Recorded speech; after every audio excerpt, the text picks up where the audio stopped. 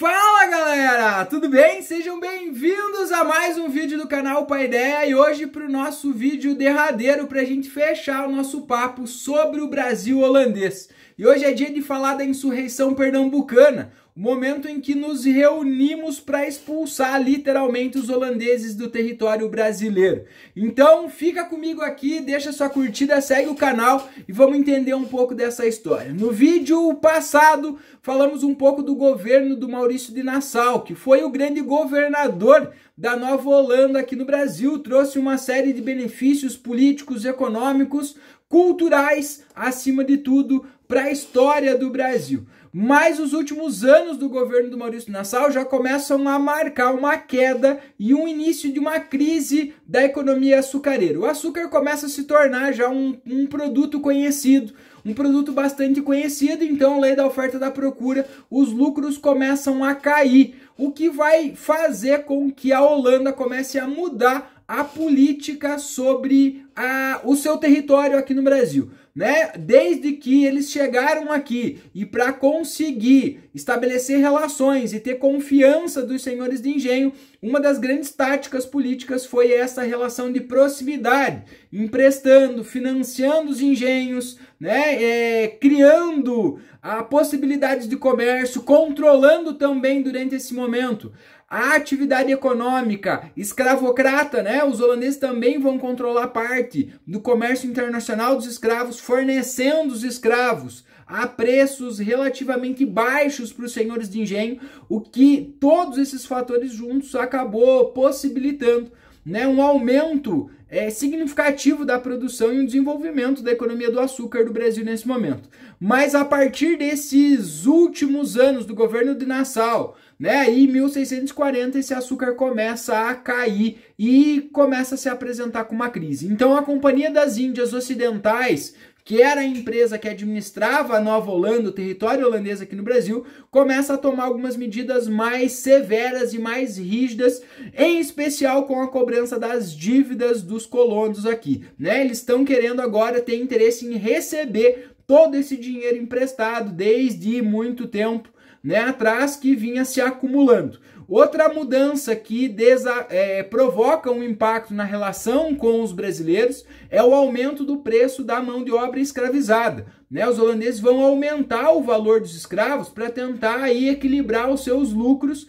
Então esses dois fatores vão acabar provocando o início de um conflito, já que a cobrança das dívidas por parte dos holandeses começa a afetar e começa a criar desavenças, já que os holandeses começam a tomar, né, os bens dos devedores, engenhos, escravizados, cabeças de gado, enfim, tudo aquilo de valor que poderia ser confiscado. Para quitar essas dívidas começam a ser, né, utilizados nesse momento. O Nassau não concordou com a Companhia das Índias com essa política e em 1644 acaba pedindo demissão do cargo e voltando para a Europa, né? Mas a saída dele, né, já vinha se mostrando um acirramento das relações. Com a partida do Nassau, esse acirramento começa a crescer. O primeiro local de desavença que deflagra o conflito entre brasileiros e holandeses é a capitania do Maranhão. Lá os holandeses acabam sendo expulsos já aí entre 1644 e 1645. E aí essa notícia, a expulsão dos holandeses de São Luís, acaba se alastrando e provocando o início daquilo que vai ficar conhecido como insurreição pernambucana. Então, entre 1645 e 1644, os brasileiros e os holandeses literalmente vivem um conflito, né, que vai levar o nome disso e que é um movimento que pretendia, em especial, com um objetivo muito claro, acabar com o controle holandês do Brasil, expulsar os holandeses do Brasil nesse momento, tá? A insurreição pernambucana também vai ganhar um caráter bastante significativo religioso, porque os holandeses, quando vêm para cá, trazem, né, a prática religiosa calvinista, a tolerância religiosa, coisa que de uma forma geral desagradava muito os portugueses, pelo fato dos portugueses terem, né, serem católicos absolutamente convictos e não conviverem muito bem nesse momento aí do século XVII com outras práticas religiosas. Por isso a insurreição pernambucana também leva o nome de Guerra da Luz Divina, por este caráter religioso, né, do conflito com os calvinistas e das pessoas que vieram para cá. Mas a insurreição pernambucana, ela tem um aspecto extremamente importante para a história do Brasil, porque ela é considerado por muitos historiadores como o primeiro grande movimento nativista, porque os grupos envolvidos, né, que vão se unir, né, com esse objetivo de expulsar os holandeses, não são só os senhores de engenho, que eram os principais interessados e o principal grupo envolvido nisso. Nós vamos ter também o Antônio Felipe Camarão, né, um líder indígena que vai trazer muitas das culturas indígenas a apoiar esse movimento da expulsão, e também o Henrique Dias, que era um escravizado, que também lidera um movimento, né, dessas pessoas escravizadas que vão apoiar e ajudar os senhores nesse projeto e nesse movimento de expulsão dos holandeses nesse contexto. Então esse conflito, essa guerra vai acabar se estendendo aí durante esses anos de 1645 até 1644, né? São cerca de 9 anos, e destaque para 2 grandes conflitos que vão ficar marcados na história. A Batalha do Monte de Tabocas, em 1645, e a Batalha dos Guararapes, entre 1648 e 1649, que vão ser basicamente as 2 maiores, de maior proporção, né? E com vitórias importantes que vão abrir um espaço, né? Coisa que gradativamente essas conquistas vão fazendo com que, né, os brasileiros consigam ir retomando primeiro o interior do Brasil e empurrando os holandeses e isolando os holandeses mais no território litorâneo brasileiro, né? E a partir daí essa expulsão. A presença portuguesa na insurreição pernambucana, ela é muito pequena, já que até 1651, né, vigorava aquele tratado da trégua dos 10 anos assinado entre portugueses e holandeses.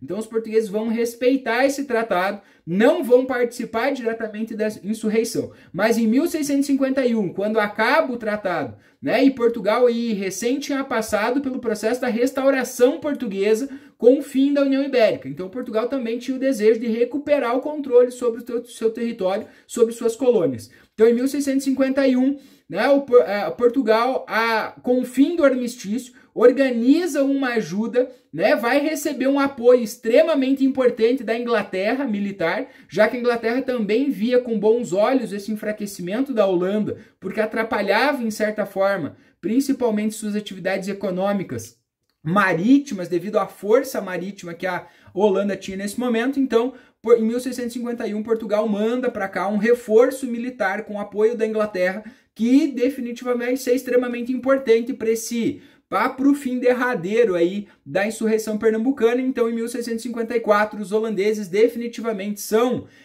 vencidos, né? E já ficavam com o território ali próximo ao litoral e acabam definitivamente sendo expulsos, tá? A partir daí, começam as negociações dos tratados diplomáticos entre Portugal e Holanda, que precisam acertar os seus pontos. Então, em 1661 é assinado o Tratado de Alta, aonde resolve-se as questões diplomáticas entre os 2 países.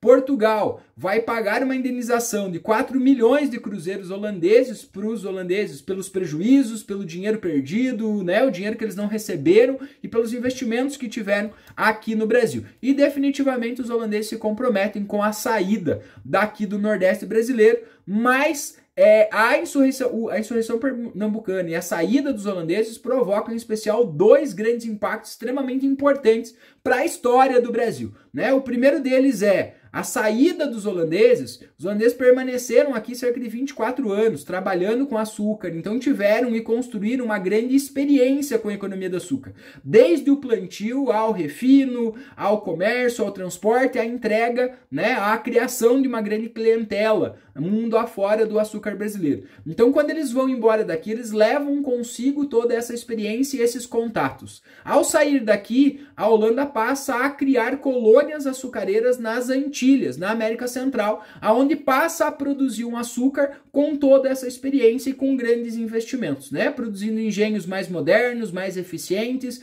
com uma produção e uma qualidade melhor do que nós tínhamos aqui no Brasil naquelas circunstâncias. Então, esta expulsão dos holandeses do Brasil neste momento marca o início de uma crise absurdamente profunda da economia açucareira brasileira nesse momento. A partir daqui, nós começamos a viver o declínio da economia do açúcar nessas circunstâncias, porque vamos ter um concorrente agora, né, bastante significativo, né? A produção de açúcar vai aumentar, também a lei da oferta e da procura vai provocar a baixa do preço internacional do açúcar. Então, Portugal não tinha todos esses contatos, porque desde o início da produção sempre foi os holandeses em parceria com os portugueses que trabalhavam com o refino, o transporte, a entrega e os contatos, e isso faz com que Portugal então perca, né, nesse aspecto. Então a economia açucareira começa a entrar em crise a partir dessas circunstâncias. E outro aspecto, outro impacto extremamente importante para a história do Brasil é a retomada do nosso território. Então, a partir da expulsão, né, e dessa restauração que Portugal está vivendo nesse contexto, Portugal vai começar a implementar uma série de políticas administrativas extremamente rígidas sobre a colônia do Brasil, no sentido de tentar manter a fiscalização, né, tentar explorar e tirar recursos aqui para sustentar o país lá. Então, aumenta-se essa política administrativa extremamente rígida, que vai começar a provocar uma série de descontentamentos e crises sobre o pacto colonial. Então, o que nós vamos começar a ver na história do Brasil a partir agora, dessa segunda metade do século XVII, século XVIII, é uma série de revoltas contra essa rigidez, contra a exploração, contra, de uma forma geral, a violência implementada pela coroa portuguesa sobre a colônia brasileira e, enfim, os seus impactos sociais, econômicos, a pobreza provocada sobre isso. Então aqui podemos dizer que começa a nascer o sentimento que vai começar a construir o nosso processo de independência, a nossa quebra do pacto colonial, né? Claro que temos ainda um caminho bem grande pela frente até chegar a esses momentos onde isso se materializa, mas aqui começa a nascer esses sentimentos que vão começar a questionar o pacto colonial brasileiro. Então, basicamente isso, né, tá ligado a esse processo da insurreição pernambucana que acaba aí em 1654, ok? Ó, gostou do vídeo? Deixa aí o seu like, segue o canal pra gente conhecer um pouco mais da história do Brasil.